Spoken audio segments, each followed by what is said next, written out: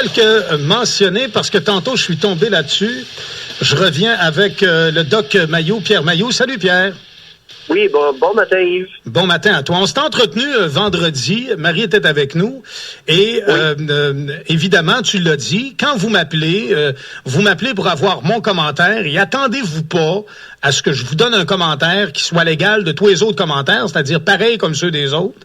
Quand j'ai, si c'est pas une question d'un parti pris, quand j'ai une idée, je l'ai là et je la partage telle quelle, même si ça fait pas votre affaire. Et on a parlé, on pourrait s'amuser à l'appeler vulgairement l'écouillage, c'est-à-dire la castration, Pierre. Oui. Alors, sur la castration, celle dont toi tu parles et que tu vois comme étant efficace pour plusieurs raisons, probablement des raisons cliniques de gens que tu as eu à suivre. Parles-tu de la castration chimique ou celle qu'on appelle l'ablamation, proprement dit, de la glande comme telle du testicule? Il y a deux types de castration. Il y a la castration chirurgicale. C'est ça. C'est-à-dire qu'on enlève les deux testicules de dans la poche des hommes. Exact. Alors, on coupe pas le pénis parce qu'il y a du monde qui croit que la castration, ça veut dire couper la queue et les couilles. Non. La castration, on fait une petite incision, on enlève les deux testicules dans le scrotum et puis on jette ça à la poubelle. C'est ça, on touche pas au pénis, là.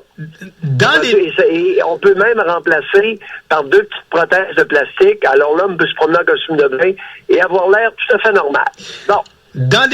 Alors, ceci étant dit, il y a l'autre forme de castration qui est la castration chimique. C'est-à-dire qu'on donne maintenant des hormones. Le Lupron, entre autres, est pas mal utilisé et ça bloque la sécrétion de testostérone, c'est-à-dire de l'hormone qui est sécrétée par les couilles, par les testicules. Ça bloque ça, OK? Et les testicules s'atrophient. Ils deviennent tout petits. Mais le problème, le désavantage de la castration chimique, Yves, dès qu'on arrête les hormones, le signal part du cerveau, fait sécréter de la testostérone par les testicules et les testicules reprennent leur volume. Exact. Donc, et tout. Alors, on revient à la case départ.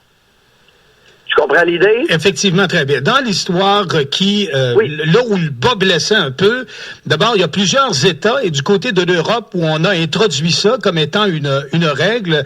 En 2011, notamment, des gens sont condamnés par la castration, mais on l'utilisera sous le terme chimique parce qu'on dit qu'elle a un caractère réversible.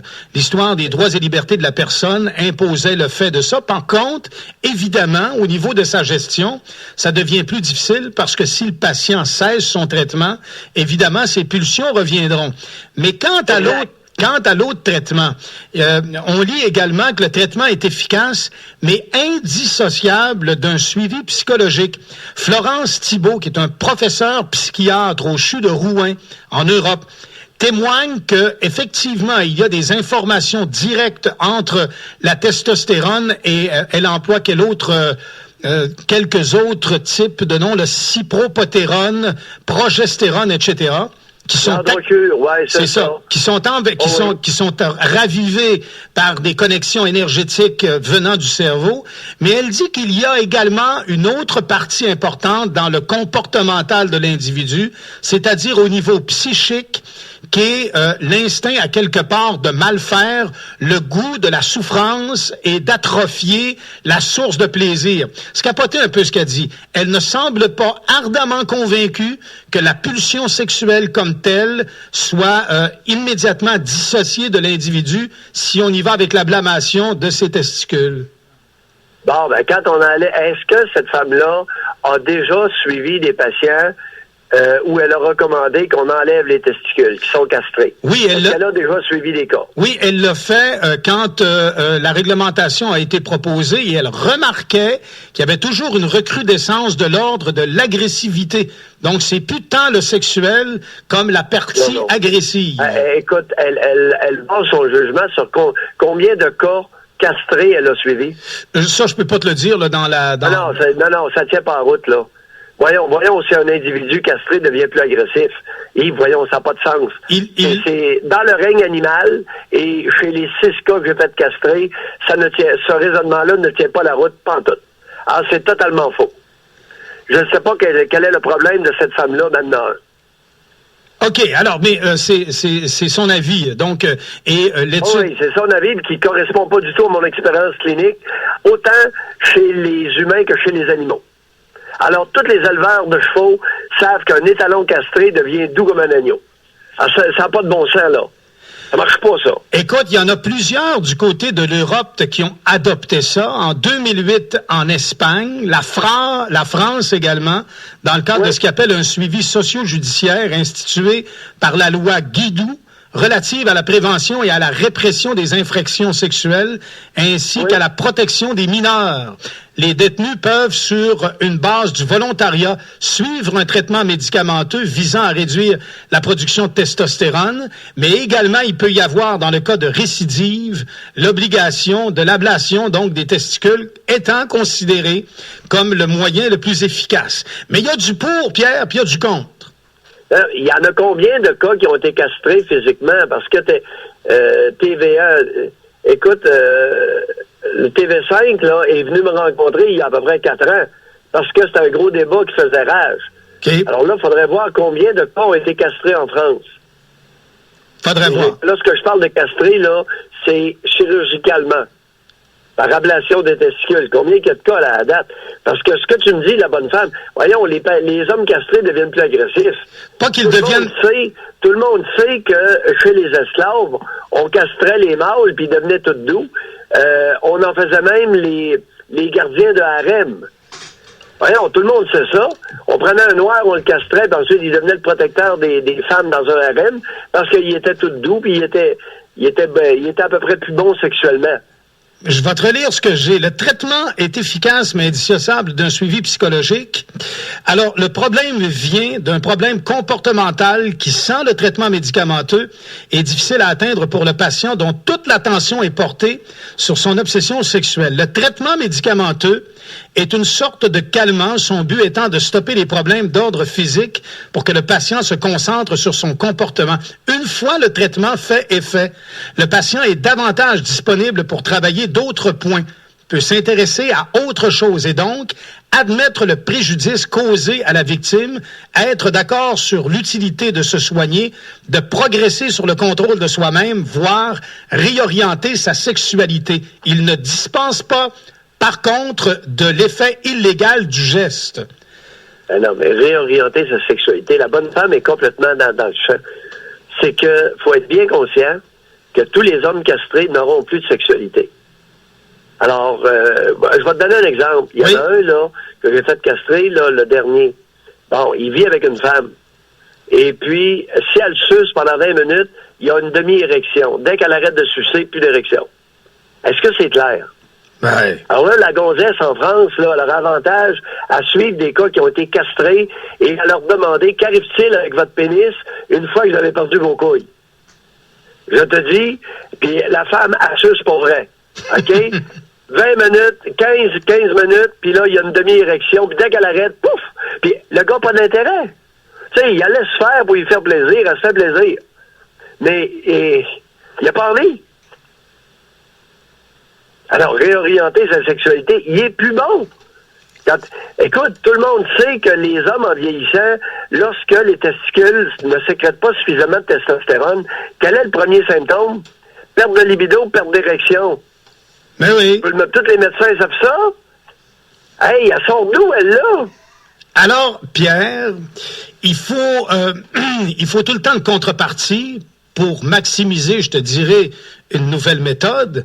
Mais à ce chapitre-là, Pierre, entre toi et moi, s'il est prouvé, si une étude appliquée avec une conséquence notoire, indéfectible, que quand tu procèdes à l'ablation des testicules pour un récidiviste d'agression sexuelle et qu'il n'y a plus de pulsion de sa part, pourquoi ça ne devient pas une norme établie? Bon, c'est que tu l'as mentionné plus tôt, c'est toute l'histoire des droits de la personne. Alors, il y a une espèce d'hypocrisie là-dedans, c'est que dans notre société hypocrite et matriarcale, elle valorise les testicules sur le plan symbolique, sur le plan de la symbolique. Okay? Il n'y a rien là, enlever un utérus des ovaires à une femme. Enlever des testicules à un homme, il y a un paquet de femmes qui montent aux barricades. Alors, les femmes au Québec veulent protéger les pédophiles. C'est l'affirmation de Maillot.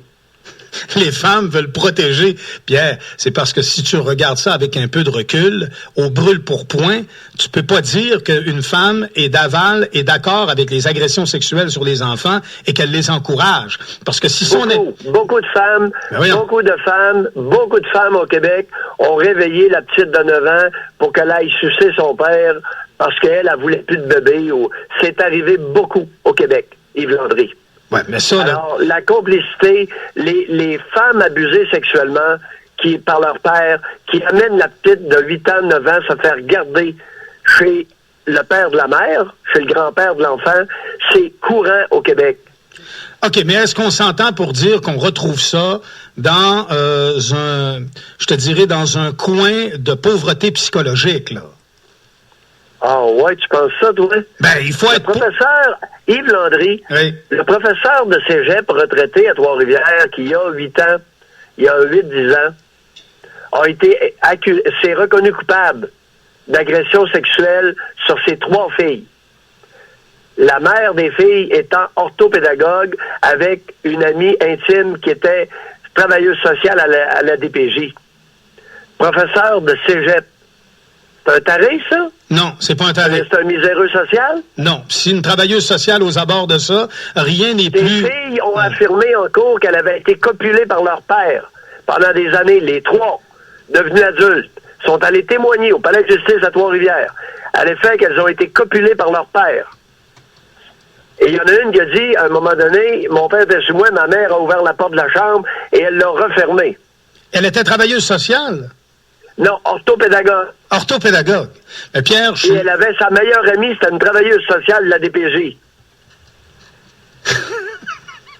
Le professeur de cégep, je répète pour ceux qui n'ont pas compris, le professeur de cégep de Trois-Rivières s'est reconnu coupable d'agression sexuelle sur ses 3 filles. Il a été condamné à 7 ans de prison. Donc, je peux suivre des études, monter en grade dans l'échelle du savoir et de la promotion humaine, devenir professeur, enseignant, directeur même d'un cégep, gestion des ressources humaines, conscient de l'être humain, de ses facultés de savoir, d'apprentissage, et être complètement déphasé sur le plan de l'équilibre, notamment quand vient le temps de parler de bisounes. Exact. Alors, la déviation sexuelle chez l'homme ne corrèle avec rien. Ne corrèle pas avec la pauvreté, ne corrèle pas avec l'absence d'instruction. Ça corrèle avec rien, si ce n'est avec ta génétique familiale. Alors, on observe que dans certaines familles, beaucoup d'inceste, beaucoup de déviance sexuelle. Alors, il y a des souches familiales où les hommes sont très déviants sur le plan sexuel. Écoute, je te disais tantôt, est-ce que tu peux me dire que c'est au moins une partie du monde que c'est restreint? Sors-moi un pourcentage, encourage-moi. Comment quelqu'un peut-il être dissocié du mal? Comment, quand un enfant... Oui, là, matin, là, tu fais ton naïf, là, tu joues au naïf à matin. Là. Mais non, mais je joue pas au naïf. Dans la nature, tous les éleveurs d'animaux savent ça. T'as des taureaux qui sont hors contrôle à cause de leur testostérone et t'as des étalons qui sont hors contrôle à cause de leur testostérone et de leurs testicules. Ouais, on les castre et ils deviennent doux comme des agneaux. Alors, tout le monde sait ça dans le règne animal. Ouais. La même maudite affaire chez les hommes. T'as un pourcentage d'hommes qui sont hors contrôle avec leurs pissettes. Et c'est à cause de leurs couilles. Ben oui, mais attends un peu, là. On peut sortir du monde animal et se donner au moins d'avoir... Non, on peut pas. Alors... On peut pas. En termes de déviation sexuelle, on peut pas. Alors, il y a quelque chose sur le plan génétique qui envoie un signal dans le coco de certains hommes et puis sont complètement maboules avec leur libido. Alors, il y a une partie de ça, une forte propension qui est génétique. J'en reviens pas. Je peux pas comprendre. Que j'ai de la difficulté à... Deuxièmement, t'as des hommes qui sont méchants. Oui. Alors, t'as des êtres humains, hommes et femmes, qui sont habités par un pourcentage variable de méchanceté. Ça existe des êtres humains avec un fond de méchanceté qui s'en foutent. Alors, t'as des hommes qui, écoute, ils voient un trou, ils rentrent dedans. Que ce soit sa fille, sa sœur, ils voient une vulve, écoute, ils ont juste envie de rentrer dedans.